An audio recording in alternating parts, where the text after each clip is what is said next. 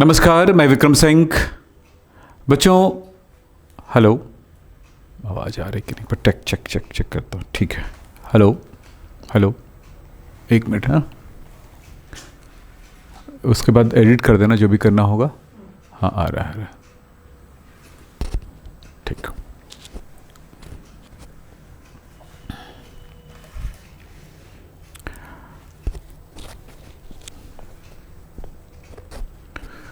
नमस्कार, मैं विक्रम सिंह।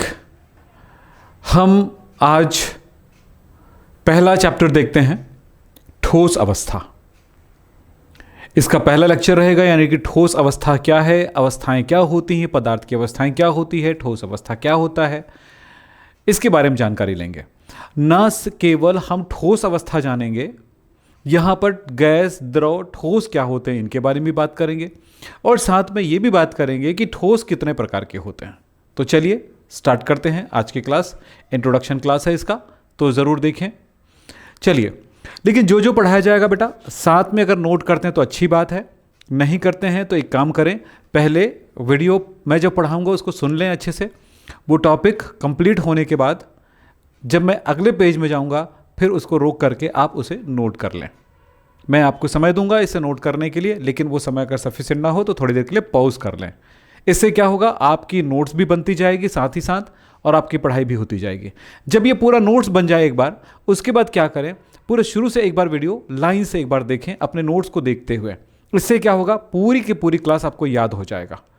ऐसा करना चाहिए, यही एक फ़ायदा है ऑनलाइन क्लास का, कि हम उसे दोबारा तिबारा भी कर सकते हैं। तो चलिए स्टार्ट करते हैं आज की क्लास। आज की क्लास में है ठोस अवस्था, सॉलिड स्टेट है क्या चीज़। तो सबसे पहले ये समझें ठोस अवस्था का मतलब क्या है, लेकिन इसका सिलेबस क्या है ठोस अवस्था में, इनको समझेंगे। इसके अंतर्गत हम लोग क्या पढ़ने वाले हैं। ठोस अवस्था के अंतर्गत हम पढ़ेंगे सबसे पहले ठोस अवस्था का इंट्रोडक्शन। तो इसमें पहली बात होगी ठोस अवस्था का इंट्रोडक्शन पढ़ेंगे, यानी ठोस अवस्था क्या होता है, ठोस अवस्था किसे कहते हैं। दूसरी बात होगी बंध के आधार पर ठोसों का वर्गीकरण करेंगे, सॉलिड का क्लासिफिकेशन करेंगे कितने प्रकार का होगा, इसमें बंध के आधार पर करेंगे। और उसके बाद समझेंगे ठोस दो प्रकार का होता है, क्रिस्टलीय अक्रिस्टलीय ठोस, इनको समझेंगे ये क्या होता है, इसमें अंतर भी जानना है। द्विविमीय त्रिविमीय जालक ये क्या होते हैं, इसकी इकाई कोशिकाएं क्या होती है, परमाणुओं की संख्या क्या होती है इनमें, उन्हें हमें कैसे कैलकुलेशन करना है, इसे हम जानेंगे। साथ में इकाई कोशिकाएं एवं उकाई कोशिका का घनत्व यानी कि यूनिट सेल डेंसिटी हम समझेंगे। इस चैप्टर का ये सिलेबस है। संकुलन किसे कहते हैं, क्लोज पैकिंग कैसे कहते हैं, रिक्तिकाएं क्या होती हैं, वॉइड्स क्या होते हैं, रिक्तिकाएं क्या होती हैं, इसी तरह से बिंदु त्रुटियां क्या होती हैं, और विद्युत एवं चुंबकीय गुण क्या होते हैं, इनके बारे में हमें जानकारी लेना होगा। और साथ में धात्विक चालकता, चालक और अर्धचालक के बारे में हमें जानना होगा। तो ये सारी चीज़ें हमारा कोर्स है इस चैप्टर में, और इन सबको जानना है क्योंकि इन सब से प्रश्न आपके पास आएंगे। फिर हम आगे बढ़ते हैं बच्चों, और आगे क्या है वो देखें। सबसे पहली बात है पदार्थ।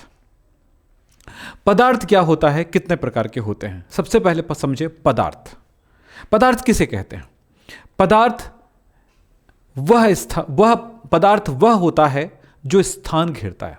प्रकृति जो बनी हुई है दो चीजों से बना हुआ है, एक है ऊर्जा और दूसरा है पदार्थ। पदार्थ जिसे महसूस करते हैं, ये हवा, ये ठोस पदार्थ, ये जमीन, ये सारी चीजें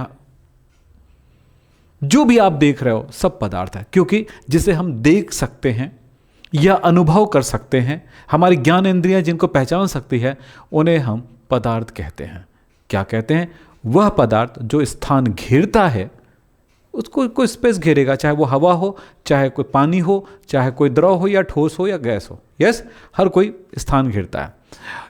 तो क्या बोला मैंने यहाँ पे, वह जो स्थान घेरता है और जिसमें द्रव्यमान होता है, जिसको तौला जा सकता है और जिसे महसूस किया जा सकता है, उन्हें हम पदार्थ कहते हैं। समझ में आए बातें, क्या है, वह जो स्थान घेरता है, स्पेस घेरता है, आयतन होगा कुछ ना कुछ, जिसका कोई द्रव्यमान होगा और जिसे हम महसूस कर सकते हैं, या हम देख सकते हैं या छू सकते हैं, या वो हमें अनुभव कराता है किसी न किसी तरह से, उसमें स्वाद होता है, गंध होता है, बहुत सारी चीज़ें। तो ये सभी चीज़ें जिसमें पाई जाती है वो पदार्थ होता है। पदार्थ दो प्रकार का होता है, पदार्थ तीन प्रकार का होता है। पदार्थ की तीन अवस्थाएं होती हैं। पदार्थ तो वही होगा, लेकिन पदार्थ की तीन प्रकार की अवस्थाएं होंगी। पदार्थ की तीन अवस्थाओं में से पहला ठोस, दूसरा द्रव और तीसरा गैस। पदार्थ की तीन अवस्थाएं, ठोस, द्रव, गैस। ठोस, द्रव, गैस। हम इन तीनों को समझे, ठोस, द्रव, गैस, पदार्थ की तीन अवस्थाएं। ठोस पे क्या होता है? जैसे ये आपने देखा, ये ठोस पदार्थ से बना हुआ है, पानी द्रव है, पानी द्रव है, अल्कोहल द्रव है, आपने देखा होगा। इसी तरह से नैप्थलीन ठोस है, शक्कर ठोस है, नमक ठोस है, लकड़ी ठोस है। तो द्रव और ठोस, और क्या मिलेगा आपको? गैस। ये जो हवा है वो गैस है, हम जो श्वास लेते हैं वो गैस है, जो हम छोड़ते हैं वो गैस है। तो गैस, ठोस और द्रव, इनमें क्या खास बात है कि ये ठोस की तरह होता है? तो ये सभी पदार्थ, दुनिया का हर एक पदार्थ किसी न किसी प्रकार से कणों से बना होता है। वो कण अणु हो सकता है, परमाणु हो सकता है, या आयन हो सकते हैं। तो अणु, परमाणु या आयन, अगर उसे कहते हैं कण। तो कण जो है वो अगर आपस में इस तरह जुड़ा हुआ है कि आपस में चिपका हुआ, आसान, उसके बीच आकर्षण, बहुत मजबूत आकर्षण है इस तरह से, तो ये ठोस अवस्था, क्योंकि इससे ये अणुएं या परमाणु या कण हिल नहीं सकते, एक जगह स्थिर है, तो ये ठोस अवस्था में देखने को मिलता है। लेकिन द्रव में क्या होता है? उन अणुओं के बीच में आकर्षण तो होता है, परंतु वो गतिशील हो सकता है। थोड़ी आकर्षण भी होगी, थोड़ा सा गतिशील भी होगा, तो ये होगा द्रव। लेकिन जब अणुओं के मध्य कोई आकर्षण नहीं होता है, इनके बीच काफ़ी दूरियां होती हैं, तो ये होगा गैस। तो ठोस, द्रव, गैस को अगर आप पहचानें तो सिंपल से एक बात है, उनमें क्या होगा ये क्लियर हो जाता है। कण जो आपस में जुड़े हुए हैं मजबूती से, वो हिल नहीं सकते हैं, तो वो स्थिर अवस्था में रह जाते हैं। अगर यही अणुएं जिनसे बना हुआ है ये इधर उधर हिल सकते, तो ये द्रव हो जाता है। तो द्रव में ऐसा होता है, गतिशील रहती है अणुएं, लेकिन वो जुड़ी रहती हैं, आकर्षित रहती है, बंधित रहती है। इसमें बंधन रहता है, लेकिन इससे बंधन कमजोर होता है। लेकिन इसमें आकर्षण होता ही नहीं है गैस में, इसलिए वो अणुएं दूर दूर रहती हैं, फैल जाती हैं। अगर एक दूसरे के नजदीक आए तो वो क्या करने लगता है? रिपल्शन करने लग जाता है, धक्का लगाने लग जाता है। अब बात करते हैं यहां पे ठोस, द्रव, गैस हमने देखा। इसके बाद हम देखेंगे पदार्थ की अवस्थाएं। इन पदार्थ की तीन अवस्थाओं के बारे में हम थोड़ी सी जानकारी ले लेते हैं। क्या है वो जानकारी, जरा समझेंगे। सबसे पहली बात कि पदार्थ की तीन अवस्थाएं, जैसे कि आपने देखा है, ठोस, द्रव, गैस। ठोस, द्रव, गैस तीन अवस्थाएं होती हैं। इन तीन अवस्थाओं में इनको अंतर करना है। हम तो अंतर कैसे कर सकते हैं, जरा देखें। सबसे पहली बात है, आयतन के आधार पर अगर अंतर करें तो जरा समझें। ठोस का आयतन एक निश्चित आयतन होता है। ठोस का आयतन कैसा होता है? निश्चित होता है। यह अपरिवर्तित रहता है, स्थिर रहता है। आयतन स्थिर रहता है, निश्चित रहता है। आकार भी निश्चित होती है, यह भी चेंज नहीं होता है, स्थिरता रहती है उसमें। आकार जितना है वो चेंज नहीं होगा, तो आयतन चेंज नहीं होगा, आकार चेंज नहीं होगा। अंतराणुक बल कैसा होगा? उच्चतम होगा, प्रबलतम होगा। सबसे अधिक उनके अंतराणुक बल, मतलब अणुएं जिनसे बनी हुई है, अंतर कणांतर बल जिसको कहते हैं, अंतराणुक बल कहते हैं, वो प्रबल होगा, प्रबलतम होगा, यानी ज्यादा स्ट्रॉन्गेस्ट रूप से जुड़ा होगा। तो ये हमने देखा। लेकिन अगर द्रव की बात करें तो द्रव का आयतन निश्चित होगा,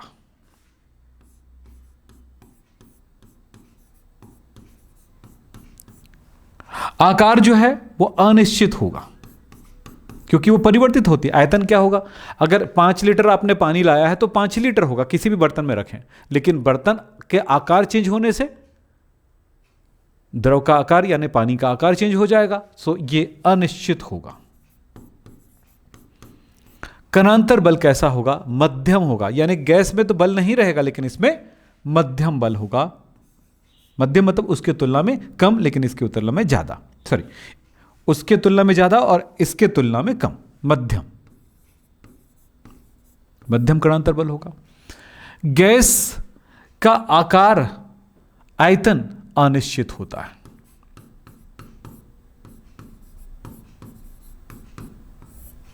यह भी अनिश्चित होगा। इस तरह से। लेकिन उसके अंतरणुक बल बहुत ही कम होगा, निम्न बल होगा। निम्न मतलब कम। अंतरणुक बल कैसा होगा? कम होता है, बहुत कम होता है। तो ठोस पदार्थ या पदार्थ की एक ऐसी अवस्था है जिसमें उनका आयतन, आकार निश्चित होता है तथा उनके कणों के मध्य का आकर्षण बल उच्चतम होता है। यह कहलाता है ठोस अवस्था।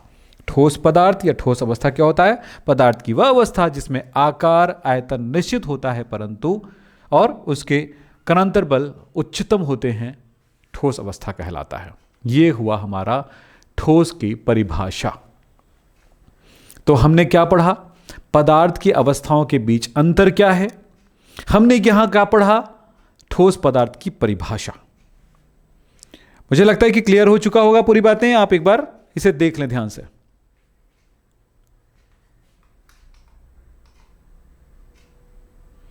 अब ठोस अवस्था की परिभाषा तो आपने देख लिया, तो ठोस पदार्थ कितने प्रकार का होगा इसे हम समझेंगे।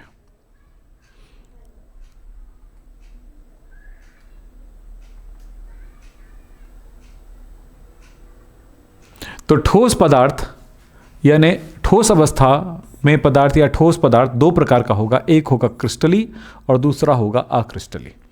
क्रिस्टली इंग्लिश में बोलते हैं क्रिस्टलाइन सॉलिड और अक्रिस्टली को कहा जाता है अक्रिस्टलाइन सॉलिड, ए क्रिस्टलाइन सॉलिड या एमॉर्फस सॉलिड। क्रिस्टलाइन सॉलिड आप क्रिस्टल ठोस देखते होंगे दो प्रकार से।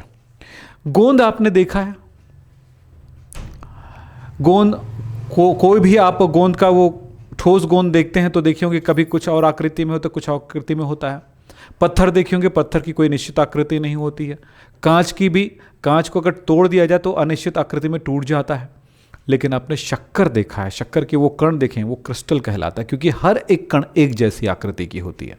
चाहे वो कण छोटा हो, मिश्री थोड़ा बड़ा हो तो भी वैसा ही रहेगा, छोटा होगा तो भी वैसा रहेगा, बहुत छोटे टुकड़े में हुए होगा तो भी वैसा ही आकार की होगी, आकृति उसकी ऐसे ही होगी, यानी एक निश्चित आकृति में होगा। नमक भी आपने देखा होगा, एक क्यूब जैसी संरचना रहती है नमक के कणों का, छोटा आकार, बड़ा आकार में। तो जिसकी आकृति, ऐसा ठोस जिसकी आकृति निश्चित होती है वो क्रिस्टलीय ठोस कहलाता है। लेकिन जिसकी आकृति अनिश्चित होती है, एक जैसा नहीं होता है, वो अक्रिस्टलीय ठोस कहलाता है। तो क्रिस्टलीय ठोस, अक्रिस्टलीय ठोस यहां पर हम समझें। जैसे ये देखिए, आपने यहां पर एक चित्र देख रहे हैं, यहां पर देखिए ये एक निश्चित आकृति वाला ठोस है। देखें एज वगैरह, हाँ भले कहीं कहीं पर छिटक जाए, कट जाए, अलग बात है, लेकिन उसकी एक निश्चित आकृति बनती है। ये है क्रिस्टलीय ठोस, ये है ए। लेकिन अक्रिस्टलीय ठोस की कोई निश्चित आकृति नहीं होती है, तो ये हो गया आपका बा, यानी कि अक्रिस्टलीय ठोस, एमॉर्फस ठोस। तो क्रिस्टलीय ठोस, अक्रिस्टलीय ठोस, ये दो प्रकार के ठोस होंगे। हम क्रिस्टलीय ठोस को समझें।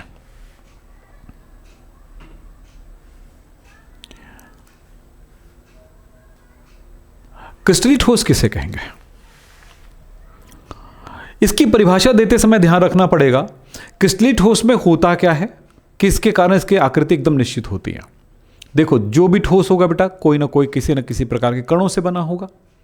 कण अणु हो सकते हैं। मैं यहां पर एक चीज लिख देता हूं आपके लिए, याद रखने की बात है।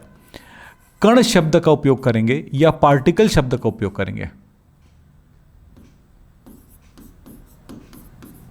पार्टिकल्स का उपयोग करेंगे। ये अणु हो सकता है, परमाणु हो सकता है या आयन हो सकता है। हम जब क्रिस्टल के प्रकार पढ़ेंगे तो यह चीज और ज्यादा क्लियर हो जाएगा। CO2 अणु है, कार्बन परमाणु है, ऑक्सीजन परमाणु है, सोडियम परमाणु है, सोडियम आयन, धन अवश्य लगे तो आयन है, सोडियम क्लोराइड एक आयनिक ठोस है जिसका एक अणु मान लेते हैं। इसी तरह से H2O एक अणु है, हाइड्रोजन एक परमाणु है, H2 अणु है, H3O+ एक आयन है। तो जिसमें चार्ज होता है वो आयन है। S एक परमाणु है, S ऑक्सीजन एक परमाणु है, SO4 2- एक आयन है। तो आयन किसे कहेंगे? जिसमें कोई चार्ज होता है, ये सब आयन है, ये आयन है। अणु किसे कहेंगे? 2 या 2 से अधिक परमाणुओं से बना होता है, इसमें कोई आवेश नहीं होता है, ये अणु है, ये अणु है, अणु है। परमाणु किसे कहते हैं? जो सिंगल तत्व होते हैं, इसमें किसी प्रकार के 1 या 2 परमाणु, एक परमाणु के अलावा कोई 2, 3, 4 परमाणु नहीं होती हैं, समान या असमान परमाणु नहीं होती, उसे हम क्या कहते हैं? परमाणु कहते हैं। तत्व का इकाई परमाणु कहलाता है। तो ये चीजें हमने 11th में पढ़ा है। अब हमारे 12th की बात चल रही है। हम समझे यहां पे क्रिस्टलीय ठोस किसे कहेंगे? तो कोई भी ठोस कण से बना होता है, चाहे वो अणु हो या परमाणु हो या आयन हो। कण को हम एक छोटे छोटे कण मान लेते हैं, बारीक फुटबॉल जैसा। अगर हम बड़ा करके देखें माइक्रोस्कोप में तो बड़ा दिखा, चलो फुटबॉल की आकृति में हमें दिखाई दे रहे, तो फुटबॉल मान ले। बहुत सारे फुटबॉल के कण हैं, उसको फुटबॉल जैसे कण है मान लेते हैं। फुटबॉल जैसा क्यों सोचना है? जब फुटबॉल के आकार में सोचोगे ना, जब मैं किसी चीज़ को कहूँगा छोटे छोटे छोटे छोटे कण हैं, तो आप सोचना बंद कर दोगे। इसलिए मैं यहाँ पर फुटबॉल कह दूंगा तो अब सोचना आसान हो जाएगा आपके लिए कि फुटबॉल को हम किस क्रम में जमा सकते हैं। तो चलिए, हमने फुटबॉल को जमाया एक निश्चित क्रम में, ऐसे। ये चलिए फुटबॉल है, बहुत सारे फुटबॉल हमने लाइन से रख दिया, एकदम लाइन से रखा है। नीचे से भी हम लाइन से रख दिया, इस तरह से, इस तरह से एक निश्चित क्रम में जम गया। तो आप क्या देख रहे हैं? यहां पर देख रहे हैं कि दोनों दिशाओं में एक रेगुलर क्रम में जुड़ा हुआ है। ऐसा भी हो सकता है कि कई तरह से जमावट आती है, मैं एक सिंपल सा एक जमावट में लिख दिया हूं। एक ऐसा भी जमा हो सकते हैं आप, इसके खांच को भरते हुए हमने जमाया,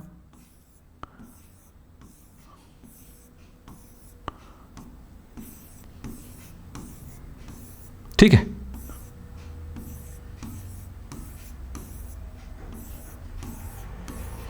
तो खांच में हमने देखो एकदम बढ़िया से, एक तो हमने एक लाइन में जमाया, उसे एक दूसरे लाइन में जमाया, ऐसे ही। चाहे ऐसे सीधा देखो, सीधे दिखेगा, ऐसे में सीधाई में दिखेगा। देख लो आप, इसको ध्यान से देखिए। इस लाइन से सीधा दिखाई दिया, इस लाइन से सीधा, ऐसे देखो दिख रहा है, 1 2 3 1 2 3 4 ऐसे, और इधर से भी इस सीधे सीधे लाइन में जमा हुआ है, ठीक है। तो इसको कहते हैं XY जमावट, XY संकुलन भी कहते हैं इसको। ये X हो गया X पे, और ये Y, XY कहलाता है। इसमें यहां पर देखो तो ऐसे जमावट, देखो इसको ध्यान से देखिए, ऐसे जमा हुआ है, ये ऐसे जमावट है इसकी, और ऐसे जमावट है, देखो 3 दिशाओं में इसकी जमावट आती है, ठीक है। तो ये सिर्फ समझने के लिए है, फिर इसको क्लियर समझाऊंगा। थोड़ा समय लगता है बेटा, किसी भी चैप्टर में आने के लिए पहला दिन का क्लास कुछ कुछ जानकारियां देती है, कुछ कुछ कलेक्शन होता है माइंड में, लेकिन जैसे जैसे हम आगे बढ़ते जाते हैं वो बहुत आसान होने लग जाता है। पर ध्यान रखना, पहला क्लास बहुत जरूरी है। तो आपने देखा एक निश्चित क्रम में यहां भी जमा हुआ है, यहां भी निश्चित क्रम में जमा हुआ है। तो इसको कहेंगे, इनको कहते हैं अवयवी कण, कंस्टिट्यूएंट पार्टिकल्स। कण यानी पार्टिकल, कंस्टिट्यूएंट यानी कि अवयवी, जिससे वो बना होता है। तो क्या होता है कि ऐसा ठोस जिसमें उनके अवयवी कण जिससे वो बना होता है, इसको क्या कहते हैं? अवयव। अवयव मतलब पार्ट्स, जिनसे बना होता है। अवयवी कण निश्चित क्रम में व्यवस्थित रहते हैं।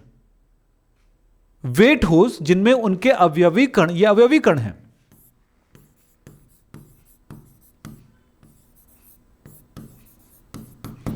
अवयवी कण क्या हो सकते हैं? अणु, परमाणु, आयन हो सकते हैं। अवयवी कण निश्चित क्रम में व्यवस्थित होते हैं, ऐसे ठोस को हम क्रिस्टलीय ठोस कहते हैं। एक बात हो गया। जब ये एक निश्चित क्रम में व्यवस्थित होंगे ना, तो इसकी एक निश्चित ज्यामिति होगी इसकी। तो इसकी ज्यामिति कैसी होगी? एकदम निश्चित ज्यामिति होगी, यानी निश्चित आकृति बनेगा। मैंने दिखाया था शक्कर की आकृति, नमक की आकृति, उसके क्रिस्टल या ठोस की आकृति निश्चित होती है। यह अलग बात है, कांच को हम तराश करके एक निश्चित क्रम में बना लेते हैं, उसके ऑर्डर बना लेते हैं ना, लेकिन ऐसा नहीं है। कांच को अगर जब तोड़ेंगे तो वो जब टूटता है तो अनियमित रूप में टूट जाती है, इसलिए वो क्रिस्टल नहीं है। कई कारण से क्रिस्टल नहीं, मैं बताऊंगा आगे जाकर के। तो यहां पर आपने देखा एक निश्चित क्रम में व्यवस्थित है, तो ये एक लाइन हो गया, ये बात लिखना है। दूसरी बात है, इसकी ज्यामिति निश्चित होती है। पहली बात समझे, इसका क्रम कैसा होता है? अवयवी कण का क्रम कैसा होता है? निश्चित क्रम में होता है। दूसरी क्या होगी? इसकी ज्यामिति निश्चित होती है। इसका गलनांक एवं क्वथनांक भी निश्चित होता है। 3 बातें। कण की जमावट निश्चित होती है, ठोस की आकृति यानी उसका डिजाइन निश्चित होता है, का गलनांक एवं क्वथनांक भी निश्चित होता है। ये 4 बातें लिख दिए, परिभाषा जबरदस्त बन गया। वे ठोस जिसके अवयवी कण निश्चित क्रम में व्यवस्थित रहते हैं तथा इनकी ज्यामिति निश्चित होती है एवं इनका गलनांक एवं क्वथनांक निश्चित होता है, क्रिस्टलीय ठोस कहलाता है। यस, याद रखिएगा। अब इसी बात पे अक्रिस्टलीय ठोस में क्या होगा, यहीं पर सोच लें। अवयवी कण निश्चित क्रम में नहीं होते हैं, इसकी ज्यामिति निश्चित नहीं होती है, रैंडम होता है, गलनांक एवं क्वथनांक भी निश्चित नहीं होता। निश्चित मतलब फिक्स, एक पॉइंट में, ठीक है, नहीं होता है। वो क्या कहलाएगा, अक्रिस्टलीय ठोस कहलाता है। क्रिस्टलीय ठोस का एग्जाम्पल दे दें, उदाहरण।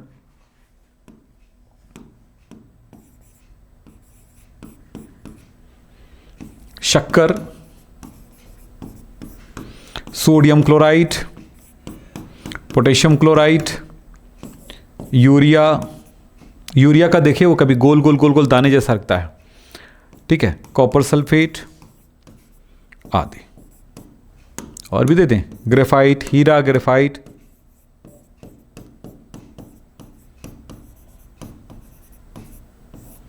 आदि। ये सब क्या होते हैं, क्रिस्टल होते हैं। अब देखें अक्रिस्टलीय ठोस। अक्रिस्टलीय ठोस में क्या होगा, उसकी ज्यामिति निश्चित नहीं होगी। यह सबसे बड़ी बात है, मतलब उसके अवयवी कण जो होते हैं व्यवस्थित नहीं होता है, निश्चित क्रम में व्यवस्थित नहीं होता है, रैंडम होगा। ये हो गया, ये हो गया। चलो मैं इसको बनाता हूं।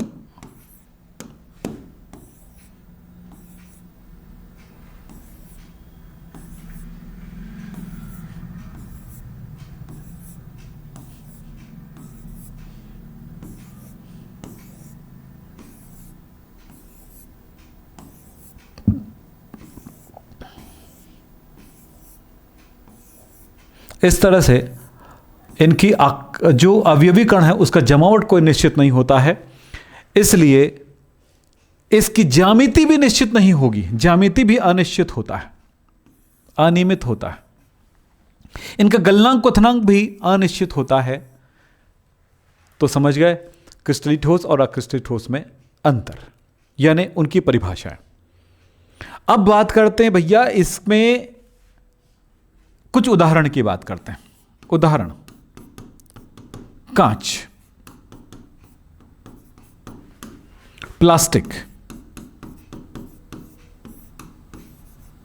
कोयला, पत्थर आदि।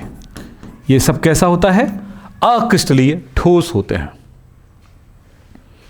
तो आपको समझ में आ गया अक्रिस्टलीय ठोस में कौन आएगा। इसमें आप बहुत सारे और लिख सकते हैं, स्टार्च वगैरह भी लिख सकते हैं, गोंद लिख सकते हैं, तुम्हारी मर्जी, बहुत सारी चीज़ें लिख सकते हो आप। बुक तो थोड़ा सा देखो, खोलो, समझो। अब चलते हैं आगे। तो यहां तक तो बात समझ में आ गई आपको। अब मैं यहां पर बताऊंगा दोनों में अंतर, क्रिस्टलीय ठोस और अक्रिस्टलीय ठोस में अंतर। क्रिस्टलीय ठोस की ज्यामिति देखो निश्चित ज्यामिति का है, और क्रिस्टलीय ठोस का एक एग्जाम्पल मैंने चित्र में दे दिया। इन दोनों में अंतर के बारे में बात करते हैं। इनमें क्या अंतर होगा, क्रिस्टलीय ठोस और अक्रिस्टलीय ठोस में क्या अंतर होगा, यह समझना बहुत जरूरी है। पहली बात तो आपने समझा यहां पे क्रिस्टलीय ठोस, अक्रिस्टलीय ठोस, crystalline solid and amorphous solid. क्रिस्टलीय ठोस सबसे पहले देखें, अवयवी कण निश्चित क्रम में होते हैं। अवयवी कण व्यवस्थित रहते हैं, निश्चित क्रम में व्यवस्थित होते हैं, जबकि ये निश्चित क्रम में व्यवस्थित नहीं होते हैं, व्यवस्थित नहीं होते हैं। आपने देखा भी चित्रों के सहायता से, मैंने आपको समझाया। दूसरी बात होगी, इसका गलनांक निश्चित नहीं होगा, गलनांक स्पष्ट तौर पे नहीं होगा, ये चेंज होता है। ये इसका गलनांक निश्चित होगा जबकि इसका गलनांक स्पष्ट नहीं होगा। जैसे ये 5 डिग्री सेल्सियस यहां पे बांध लेते हैं, पानी, पानी से बनता है ठोस, ठोस में होता है बर्फ। बर्फ अगर शुद्ध पानी से बर्फ बना है तो 0 डिग्री सेल्सियस से तापमान अगर बढ़ेगा तो वो क्या होगा, पिघलने लग जाएगा, यानी द्रव में परिवर्तित हो जाएगा। लेकिन 0 डिग्री सेल्सियस से नीचे तापमान होगा तो वो ठोस होगा। तो उसका आप समझ रहे हैं, बर्फ का जो है वो गलनांक निश्चित है, फिक्स है, 0 डिग्री सेल्सियस। तो जो क्रिस्टल ठोस होता है उसकी यही खास बात होती है कि वो एक निश्चित तापमान से ज्यादा तापमान हुआ तो पिघल जाएगा और कम हुआ तो ठोस रहेगा। गलनांक पॉइंट बर्फ का 0 डिग्री सेल्सियस है। प्लास्टिक को जब गर्म करेंगे तो आप देखे होंगे, गर्म करते हैं तो पहले वो नरम पड़ता है, लेकिन पानी ऐसे नहीं, बर्फ जो होता है नरम नहीं पड़ता ऐसे मोड़ने वाला। आप प्लास्टिक देखो ठोस रहता है, गर्म करते हो तो क्या होता है, नरम हो जाता है, थोड़ा द्रवी हो जाता है, यानी अर्ध द्रव बन जाता है, यानी वो ठोस भी नहीं रहता है, द्रव भी नहीं रहता है। बहुत ज्यादा गर्म करोगे तो एक टाइम आता है कि वो पिघलने पानी जैसा हो जाता है प्लास्टिक, लेकिन एक समय थोड़ा कम गर्म रहेगा तो नरम हो जाता है। लेकिन क्या बर्फ को आपने देखा है, पानी को देखा है कि वैसे या तो लिक्विड रहेगा पूरी तरह से या फिर सॉलिड रहेगा। तो सॉलिड है तो क्रिस्टल है, बर्फ क्रिस्टल है इसीलिए। लेकिन अगर वो अक्रिस्टल होता तो पहले वो नरम पड़ता, फिर जाकर के वो द्रव में परिवर्तित होता, लिक्विड में। आप शक्कर को भी देखे होंगे, शक्कर को जब पिघलाते हैं तो पिघल जाती है, लेकिन जब अच्छे खासे उसको गर्म किया जाता है, एक निश्चित तापमान पे आता है तो एकदम पिघल जाता है, वो नरम पड़ जाता है। तो कहना यह है कि जो पदार्थ यहां पर स्पष्ट तौर पे क्या नहीं मिलेगा, आपको गलनांक नहीं मिलेगा, निश्चित तौर पे कथनांक नहीं मिलेगा, तो वो कौन सा होगा, अक्रिस्टलीय ठोस होगा। क्रिस्टलीय ठोस एक निश्चित तापमान पर पिघल जाती है। फिर बात करते हैं, ये विषमदैशिक है जबकि ये समदैशिक है। विषमदैशिक और समदैशिक शब्दों को मैं आपको समझाऊंगा, थोड़ा सा समझेंगे। विषमदैशिक मतलब होता है कि क्रिस्टल पर, ये क्रिस्टल है, क्रिस्टल पे किसी एक दिशा से अगर मैं प्रकाश डालूं तो वो एक निश्चित कोण से बाहर आएगा, लेकिन अगर थोड़ा सा दिशा चेंज कर दूं तो उसका जो प्रकृति है वो और चेंज हो जाएगा, यानी उसका नेचर जो चेंज हो जाएगा, निकलने वाली प्रकाश का नेचर चेंज हो जाएगा। किसमें, क्रिस्टल में। जबकि अक्रिस्टल में अगर एक दिशा से प्रकाश डालता हूं तो निकलने वाला प्रकाश जैसा आता है, अगर मैं इसको दिशा चेंज कर दूं तो वैसा ही मिलेगा। मतलब ये समझो कि इसमें दिशा चेंज करने से निकलने वाली प्रकाश जो होगी वो अलग तरह का बिहेवियर दिखाएगा, लेकिन यहां पर इससे निकलने वाला जो प्रकाश है हमेशा एक ही तरह का गुण दिखाएगा। यही है इसमें विषमदैशिकता पाई जाती है, अलग अलग दिशा में अलग अलग गुण दर्शाता है, जबकि ये अलग अलग दिशाओं में समान गुण दर्शाता है, इसलिए समदैशिक कहलाएगा। बात समझ में आ गई होगी। फिर बात आता है शीतलन वक्र। क्रिस्टल को गर्म करके जब छोड़ देते हैं तो जब वो ठंडा होता है तो उसमें जो तापमान में कमी आती है। ऐसा नहीं होता है कि हर 10 सेकंड में तापमान में इतना, एक निश्चित तापमान में टेम्परेचर में कमी आएगी। मेरी बात समझेंगे।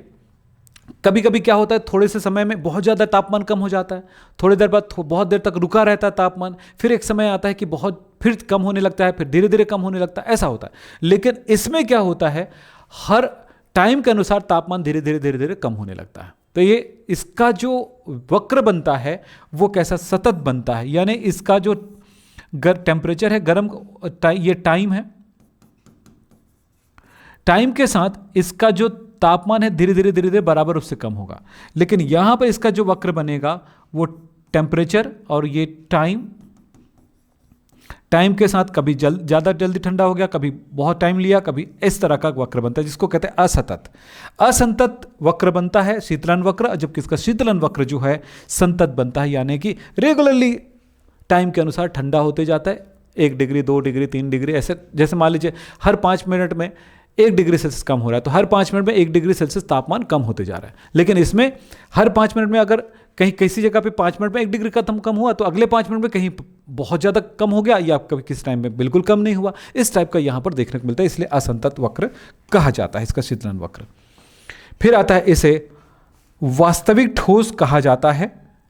क्रिस्टल को एक रियल ठोस माना जाता है, जबकि इसको रियल ठोस या वास्तविक ठोस नहीं माना जाता। इसे इसीलिए कहा जाता है अतिशीतित द्रव। क्या बोलते हैं, सुपर कूल्ड लिक्विड, यानी अक्रिस्टलीय ठोस को ठोस न मान करके उसे लिक्विड माना जाता है। ठोस अतिशीतित द्रव है, यानी हमारा तापमान उसके लिए इतना तापमान है कि वो जम गया है, यानी बहुत ज्यादा हमारा तापमान उसके लिए बहुत ठंडा तापमान, इसलिए वो जमा हुआ है, बाकी वो लिक्विड है, ये माना जाता है। किसमें, अक्रिस्टलीय ठोस के लिए। तो अक्रिस्टलीय ठोस क्या हुआ? अतिशीतित द्रव कहलाएगा। कांच को अतिशीतित द्रव कहा जाता है।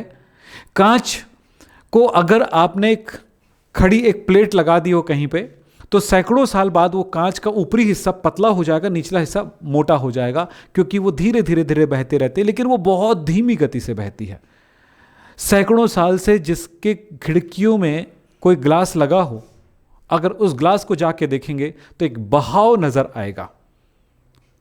ये देखने को मिलता है राजस्थान में, जयपुर में कई ऐसे भवन हैं, ऐसी इमारतें हैं जहाँ पे कांच की खिड़कियाँ लगाई गई थी, और आज वो खिड़कियाँ जिसमें वो पुरानी कांच अगर लगी है अभी भी, तो उनमें जाके देखेंगे तो वो बहाव नज़र आता है। यानी ऊपर पतला हो गया है, नीचे मोटा हो गया, थोड़ा सा वो तरल जैसे बहता है ना, उस तरह का लहर सा पैदा हो गया वो कांचों में। तो इसलिए वह कांच जो है एक प्रकार का द्रव है। लेकिन अगर क्रिस्टल का बना होता तो कभी ये बहाव नजर नहीं आती। तो ये अंतर है बेटा, इन अंतरों को याद रखिएगा। पहली बात बताया, अवयवी कण व्यवस्थित होते हैं ठोस में, क्रिस्टलीय ठोस में, जबकि अक्रिस्टलीय ठोस में अव्यवस्था नहीं होती है, अव्यवस्थित होता है। क्रिस्टलीय ठोस का गलनांक निश्चित होता है, अक्रिस्टलीय ठोस का गलनांक निश्चित नहीं होता है। क्रिस्टलीय ठोस विषमदैशिक होता है, अक्रिस्टलीय ठोस समदैशिक होता है। क्रिस्टलीय ठोस का शीतलन वक्र असतत होता है, जबकि अक्रिस्टलीय ठोस का सतत होता है। ये वास्तविक ठोस होते हैं, क्रिस्टलीय ठोस वास्तविक ठोस होते हैं, जबकि अक्रिस्टलीय ठोस अतिशीतित द्रव होता है। ये हमारी क्लास थी इससे रिलेटेड। तो ये ठोस के बारे में जानकारी, अक्रिस्टलीय ठोस के बारे में जानकारी थोड़ा सा याद रखना। यहीं पर हम इसको देख लेते हैं एक बार।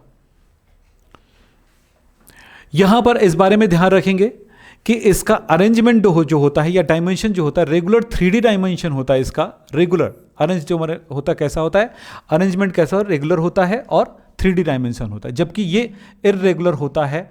ये अरेंजमेंट जो है do not have regular arrangement नहीं होता। इसका मेल्टिंग पॉइंट जो है, यानी कि पिघलनांक यानी गलनांक जो होता है वो कैसा होता है, शार्प होता है, एक निश्चित होता है, जबकि इसका शार्प नहीं होता है। जबकि एक रेगुलर हम ये कह सकते हैं पिघलना शुरू होगा, ठोस पहले पिघलना शुरू होगा, तब जाकर किसी तापमान पर वो लिक्विड बनेगा। तो ये इसका रेगुलर पॉइंट नहीं नजर आती, लॉन्ग रेंज में नजर आता है।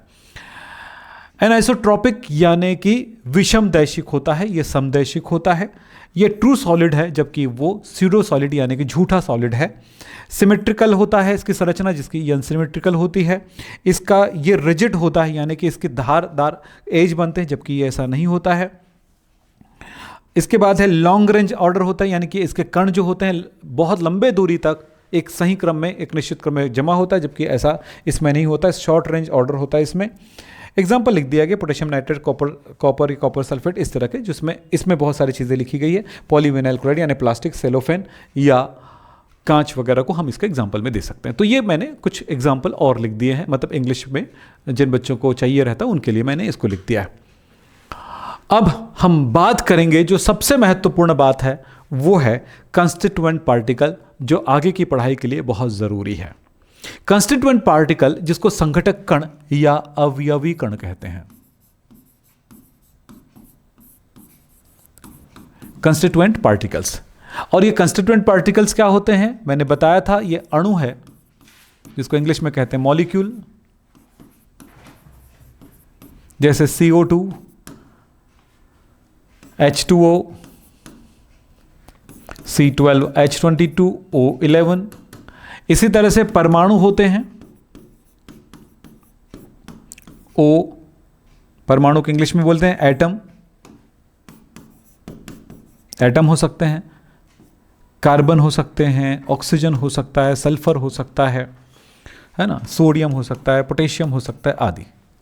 इसी तरह से आयन किसको कहते हैं, आयन जिसमें चार्ज होता है, नेगेटिव या पॉजिटिव, जैसे Na+, Cl-, SO4 NO3-, Cu+, ये सब आयंस होते हैं जिसमें चार्ज होता है। तो कंस्टिट्यूएंट पार्टिकल्स क्या होता है, ये जानकारी आपको मिलता है। हम आगे जाके पढ़ेंगे क्रिस्टलीय ठोस कितने प्रकार के होते हैं, और वो भी किसके आधार पर, बाइंडिंग के आधार पर। डिफरेंट बाइंडिंग फोर्सेस के आधार पर, यानी कौन कौन सा बंद के आधार पर वो कितने प्रकार के होते हैं, ये हम पढ़ेंगे नेक्स्ट क्लास में। तब तक के लिए नमस्कार, धन्यवाद, थैंक यू।